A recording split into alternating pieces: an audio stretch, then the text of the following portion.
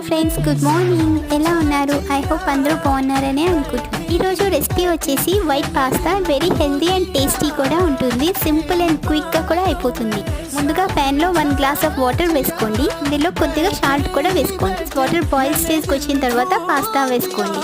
Pasta boil అయిన తర్వాత water drain out చేసి పెట్టుకోండి. నెక్స్ట్ వీడియోలో చూపించిన వెజెస్ అన్ని చాప్ చేసి పెట్టుకోండి. నెక్స్ట్ ప్యాన్ ఆయిల్ హీట్ అయిన తర్వాత వెల్లుల్లి జీరా వేసి ఫ్రై చేసుకోండి. వన్స్ ఫ్రై అయిన తర్వాత చాప్ చేసి పెట్టుకున్న onions and green chillies fry చేసి పెట్టుకోండి. కట్ చేసి పెట్టుకున్న వెజెస్ అన్ని ఇందులో యాడ్ చేసుకోండి. ఆ తర్వాత సాల్ట్ కూడా వేసి కుక్ చేసుకోండి.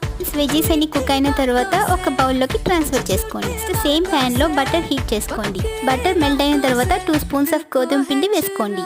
వన్స్ పిండి బటర్ లో ఫ్రై అయిన తర్వాత 2 కప్స్ ఆఫ్ మిల్క్ యాడ్ చేసుకోండి. 5 మినిట్స్ కుక్ చేసుకుంటే థిక్ కన్సిస్టెన్సీ వస్తుంది. ఫైనల్ గా పాస్తా అండ్ వెజెస్ వేసుకోండి. బ్లాక్ పెప్పర్ వేసుకోండి. ఫైనల్ గా డిష్ అవుట్ చేసి సర్వ్ చేసుకోవడమే.